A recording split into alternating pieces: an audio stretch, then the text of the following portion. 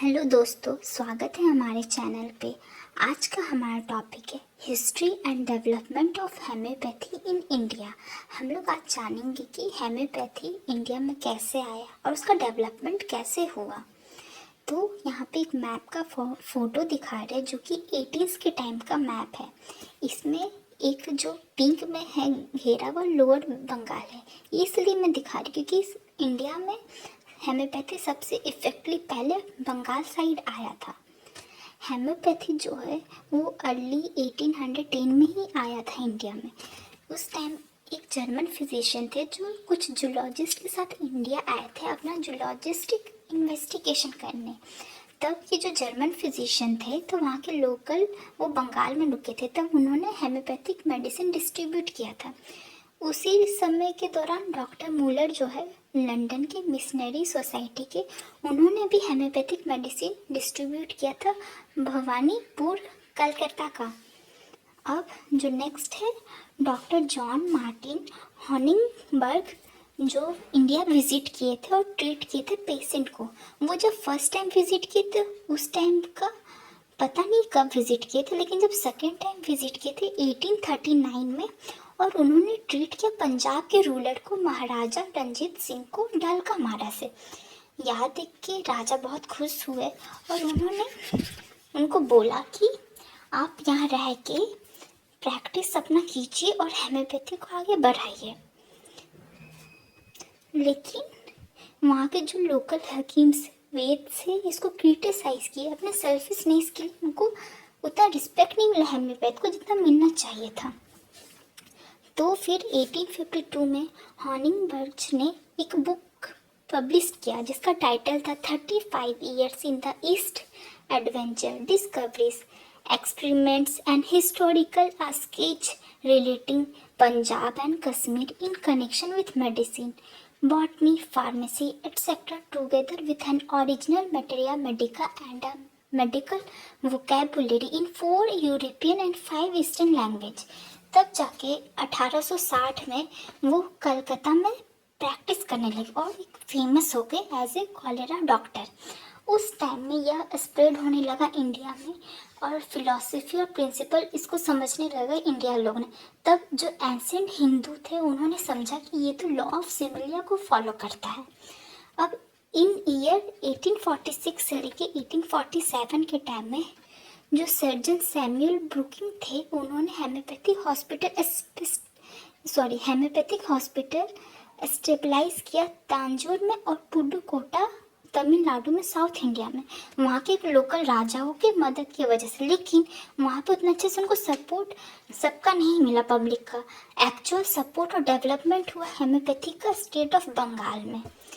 और भी लोग थे जिन्होंने हेल्प किया इसको बंगाल में इसको अच्छे से फैलाने में, जैसे कि डॉक्टर कूपर, डॉक्टर जे रथर जो कि फोर्ट रोसेल जो कि वहाँ के गवर्नमेंट मेडिकल ऑफिसर थे, मिस्टर एच रैपर जो कि वहाँ के प्रिजनर थे और कैप्टन में, और लोगों ने बंगाल की हेल्प किया था, सपोर्ट किया था हेम्योपैथी को बंगाल में। अब नेक्स्ट हम लोग जाएंगे 1851 में। तब वहाँ के जो बंगाल के डिप्टी गवर्नर थे सर जॉन हंटर लिटरल, उन्होंने स्टार्ट किया एक नेटिव हेम्योपैथिक हॉस्पिटल और वहाँ पे फ्री डिस्पेंसरी दिया, मतलब फ्री फैसिलिटी मेडिसिन दिया। और तब उन्होंने डॉक्टर सीजे टॉर्नर को बुलाया जो एमडी किए हुए थे, फ्रांस के थे। उन्होंने बोला कि आप यहाँ पर आइए और यहाँ के इंचार्ज बनिए हॉस्पिटल के।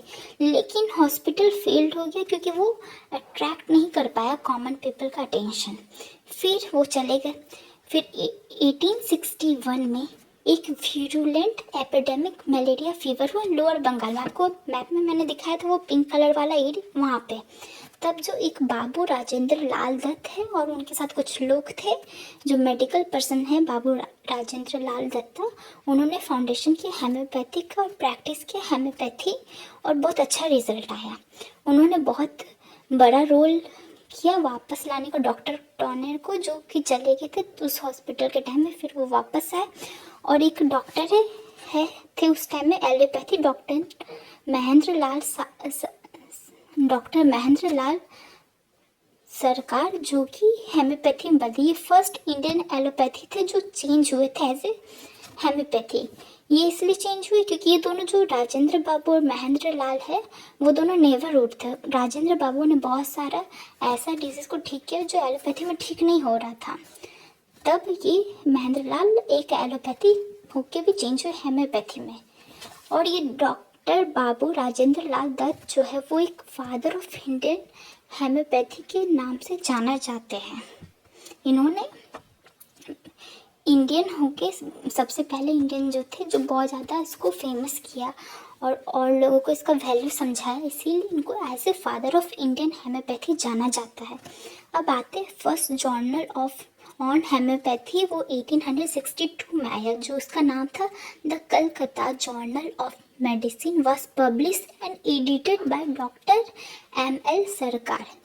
अब डॉक्टर 1863 में राजेंद्र बाबू ने, उनके कुछ रिलेटिव थे रॉयल फैमिलीज के, जिनका नाम है राजा सर राधा कांता बहादुर, और जो सफ़र कर रहे थे ट्रोमेटिक गैंग्रेन फूड से। और उसी टाइम में पंडित ईश्वर चंद्र विद्यासागर भी क्रॉनिक इलनेस से गुजर रहे थे। तब इन्होंने हेम्योपैथी से इसको बहुत अच्छे से ट्रीट किया था।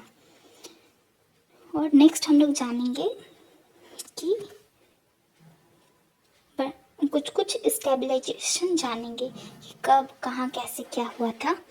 तो डॉक्टर PC मजूमदार जो है वो अनदर MD है हेम्योपैथी के और कलकत्ता के थे। उन्होंने अपना प्रैक्टिस स्टार्ट किया 1864 में और foundation of Kolkata homoeopathic medical college 1885। ये जो कॉलेज है हमारे इंडिया का सबसे पुराना कॉलेज है जो अभी भी प्रेजेंट है, one of the oldest homoeopathic college in India. Next the Banaras homoeopathic hospital in 1867, Shri Lekhnath Motira as physician इन इंचार्ज। फिर अगस्त के टाइम में 1869 में एक हेम्योपैथिक चैरिटेबल डिस्पेंसरी बनाया गया जो इलाहाबाद में स्टार्ट हुआ विद श्री प्रियनाथ बोस। फिर डॉक्टर महेश चंद्रा भट्टाचार्य, उन्होंने स्टार्ट किया मैन्युफैक्चरिंग और distributing good quality of homoeopathic medicine eight cheaper rate, मतलब उन्होंने मेडिसिन को खुद से बनाया और उसको बांटा कम दाम में। और उन्होंने पब्लिश किया हेम्योपैथिक फार्माकोपिया इंग्लिश में भी और बंगाली में भी। आई होप आपको अच्छा लगा हो। प्लीज़ लाइक करें, सब्सक्राइब करें। Thank you.